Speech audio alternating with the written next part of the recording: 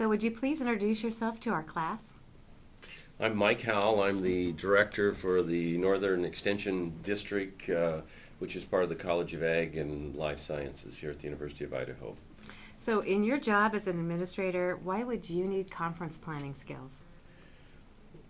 Well, for several reasons. I have the responsibility for faculty in 10 counties, and on a smaller basis, we get those faculty and staff together, do retreats, faculty meetings, and sort of a mini conference, so to speak. But maybe more importantly, I have the responsibility for the statewide University of Idaho Extension annual conference, and that's an event that takes place every year and involves all the faculty and staff throughout the state that will come together for cooperative extension, for professional development, and other reasons. Well, that's excellent, because one of the things that we'd like to talk about are the processes that people would go through to plan and organize a conference. Can you give us a little insight to what process you went through or go through? We're a university, so part of what we have to do is that we have a committee. We have a planning committee. We have a history with this, which I think is going to make that a little bit unique in comparison to perhaps some of you that may be trying to do a conference for the first time. That history helps because it provides us with a framework that we can start with and then make modifications from there. But basically, starts with a date, starts with the committee, and then we sort of go from there. So, speaking of a committee, we've been talking about people doing conference planning on an individual basis. How does it work with a committee? Basically, how I do it is that I pull the agenda from the previous year and take a look at it, and once we have our dates, the dates are the first thing that we'll probably try to lock down. We'll say we're going to have it the first week in April, and we have the dates. So we know the dates, and we sort of have this format that we have followed over the last 20 years probably, even before I got here. And so there are some things that I call fixed activities or events. We know that we have to have so many lunches. We know we have to have so many dinners. We know we have to have a specific awards day. We know that we have to have different events that we're going to have regardless of what the rest of the program is. So prior to meeting with the committee is I fill out a draft agenda and I plug all those events that we know we're going to do in, and then based on whether we have a theme for that year or a specific issue that we want to cover, then the committee gets together, we have a discussion, we basically make assignments or ask for volunteers, and if folks don't volunteer, then we'll actually make program assignments, subcommittees, and then report back as we work through the process. You mentioned themes, and that's something we've talked about in our textbooks and discussions. Can you elaborate a little bit about themes? Well, themes are always interesting because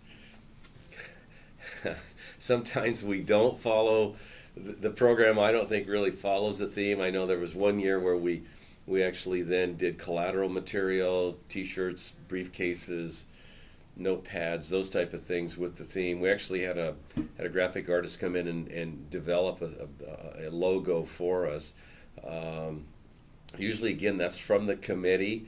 There's other ways to do that, but typically, depending on if we're having budget issues or we're maybe going in a different program planning area, then we'll try to develop a theme that might address or pique people's interest to come to the conference based on the theme. Well, can you talk a little bit about why would you want to have a theme, and what does that lend itself to in terms of a meeting?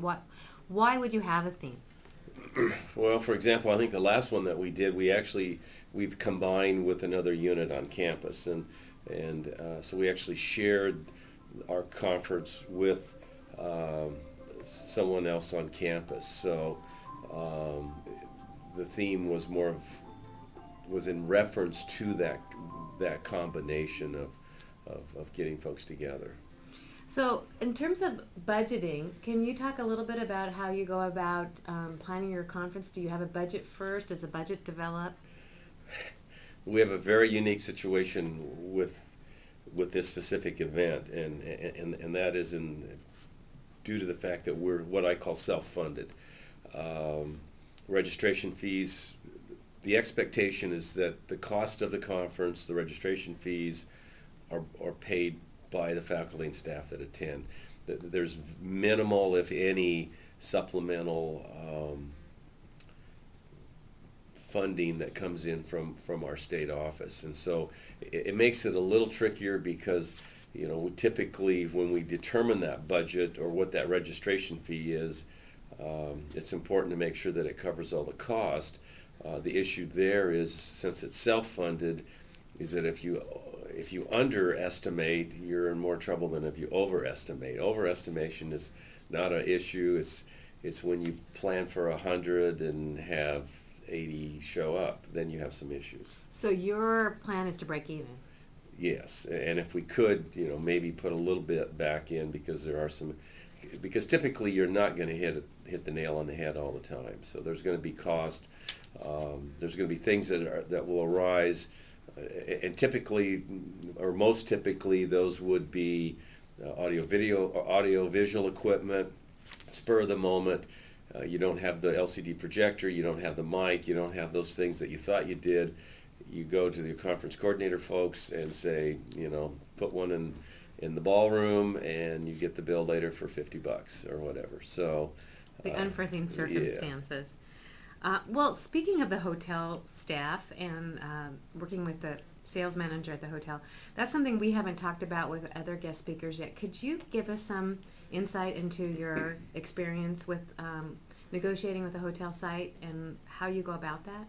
Well, it's somewhat limited because I've only typically what we do is we rotate around the state, and every other year we'll have our conference in Moscow. When we do it in Moscow, we're limited to the University Inn, and so we have a relationship with those folks. When we go around the state, then it's a different situation, and it's sort of like starting over again. So typically what we try to do is or what I try to do is to get a copy, if I don't have it already, a copy of the menu, their charges, their charges, their add-ons that you have to have. Most of them are going to add for a tip, and you have to add that on everything, and you need to remember that there's going to be gratuity tacked on. You need to remember the sales tax, and you don't want to forget that. But basically, take those that conference coordinating material that they have, which would be their menus, the room charges if there are any, their audiovisual charges, and basically then look at that in comparison to your conference calendar, and before you go back to them to really sit down and have a discussion about what it is that you need from them, you pretty much are able, because they're going to ask you the questions. How many breakout conference rooms do you need? How many meals do you need? What type of meals? Special needs, coffee breaks, what kind of equipment? How do you want the table set up? Do you want round tables? Do you want rectangular tables? Do you want theater style? How do you want this? And you really need to be prepared. And if you're not, you really should probably wait, to meet with them, or else you're going to have to come back and do it several times. So this is the conference sales manager at the hotel that helps you with this process? They usually have a manager, and then they'll have even a catering manager. And a lot of times you'll meet with both of them, because one's going to take care of your menu, and the other one's is the one that's really going to write the contract up when it's all said and done for you. Then. So what about liquor involved with conferences? Have you had any experience with that? Typically what we do, we have two opportunities or two venues that we do with liquor, and since we're not on campus, there's no restrictions. We will do either a hosted or a no-host bar. What's the difference? The hosted bar would be typically sponsored by individuals, a college, the dean, those type of things, and the same venue could also apply where then people just pay for their drinks. We also do a hospitality room, And that's another question you need to ask. If you have enough of your folks that stay at that site, typically they will comp you so many rooms, and you need to make sure that you ask that question going in. You have enough, which we usually do, then for your guest speakers or your keynotes, they'll provide a suite or an upgrade for them, and typically those are comp rooms. But we also then try to use one of those suites for a hospitality room, and we sort of a bring your own bottle type of thing, and refreshments and all that, and so we're not selling liquor, we're just providing a venue for people to come and socialize.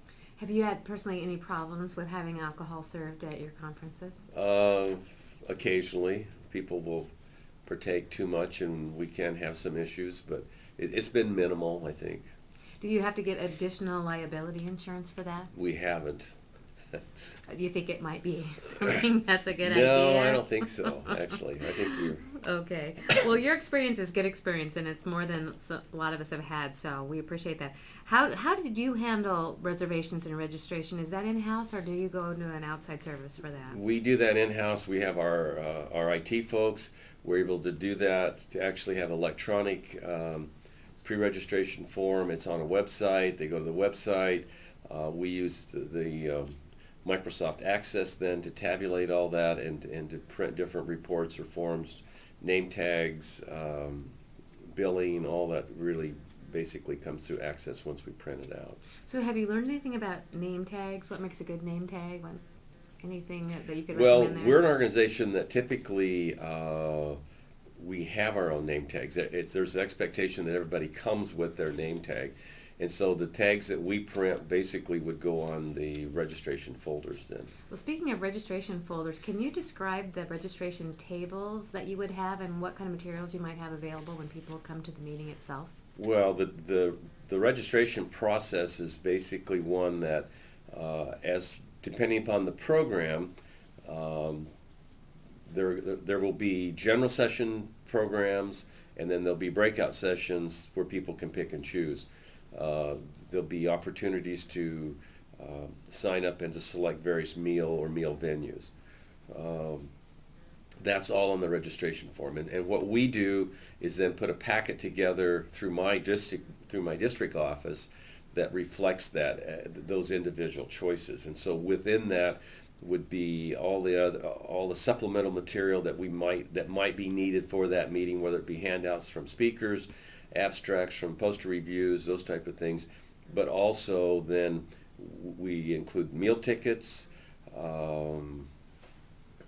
a receipt, depending on whether they ask to be billed or they paid ahead of time. All that information then would be in that registration packet or folder. We typically run that the day before, late in the afternoon. Folks that are coming in that travel, we have a travel day, so we have a registration table that we'll set up for a couple hours, and then again early in the morning on the beginning day of the conference for a couple hours. And then that registration desk or table will sort of run through the conference. It's a chance for people to ask questions, lost and found. A lot of times we have auction items that are left, and so it's sort of a focal point then. Would you bring office supplies also for the registration table? We do, to some, limited to some extent. Photocopy has always been an issue, and that's another one of those hidden expenses that you really need to think about. And if you're in a location where there's not a Kinko's, the hotel photocopy can be fairly expensive. You haven't gone completely to online No, presentations yet. What kind of unforeseen problems or issues may have you come to mind that you might have encountered that might be helpful for people who haven't had any experience? Well, I think important things, believe it or not, are the coffee breaks. And I've learned the hard way that you better have coffee first thing in the morning, whether you think people need it or not. And so what we've gone to, and I guess my suggestion would be, is just you just do a day-long breaks. And they're going to charge you so much, typically so much per participant. And you're going to have some folks that are going to walk in off the street that really have not paid their full registration fee, and they're going to participate in those all-day coffee breaks, but you're just going to have to sort of learn how to wing that, I guess, in terms of What's an all-day coffee? an all-day coffee break would be one that there's coffee, water, or juice there all the time, I and see. then at strategic times of the day they'll bring out, in the morning they'd bring out a sort, which then you have the opportunity when you meet with those conference folks to choose the menu that you like. The mornings would be more breakfast type items, breads, those type of things. In the afternoon, they'd be cookies, soda, and those type of things. But the coffee, the water, and the juice should always be there. Suggesting there's always something And available. people like that because they always like together and they like to talk. So, don't forget the coffee breaks. The other things that things just happen. One time in Boise, they actually one wing of the hotel they ran out of hot water, so people were taking cold showers, and that's really not something you have control over, but it's going to happen, and you're going to take the brunt of the complaint. They've run out of food. Special menus, especially vegetarian, can be an issue sometimes with folks. Well, so then how do you handle it when unforeseen things happen? What is your response? Well, typically it goes back to creating a relationship with those conference people at your conference site, and they are typically very good. They want your business back, and they will usually bend over backwards and try to make things right. And if it's their fault, they'll say, and sometimes even if it isn't their fault, they'll still try to help you with it. Well, before we wrap up, can you tell us, do you do any kind of conference evaluation, any feedback? We've done two different methods. We've tried passing out, the last day of the conference. Here's the registration, and those would be in that registration packet. We get a very poor response on that. We have gone to electronic. Where we post it on a website, and I think we like that better. Like a Survey Monkey or something? Actually, we post it.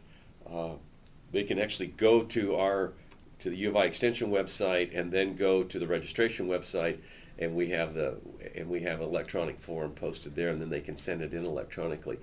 The issue that we seem to have is that we never really use the evaluation in a manner that really, I don't know. But you tried to get We've tried, feedback. and because every year seems to be different, different whims, different issues, different problems, and. But if it were the public, that might be a different situation. Yeah. So, just in general for our class, can you think of anything else that you would like to share or give advice to students who might be interested in conference or event planning? Well, I think it's the old, sort of the logic model. Start, what do you want it to look like, and work backwards. And I think, do a rough draft, have a schedule, have a framework of your conference, regardless of how many days it is. And again, there are some things that you're going to do. If you're serving all the meals as part of that, then you've automatically got a big part of your conference planned. And typically, before I get with the planning committee, I'll try to have at least half of that framework filled out, because those are things that I know we're going to do. And you don't need to waste the committee's time trying to decide on lunches and all that, because that's when they're going to take place. So it's the important part. It's the meat of the program. It's the speakers. It's the breakout sessions. It's those type of things that you really want your planning committee to work on. Well, thank you very much. We really appreciate your time and insight. You're welcome.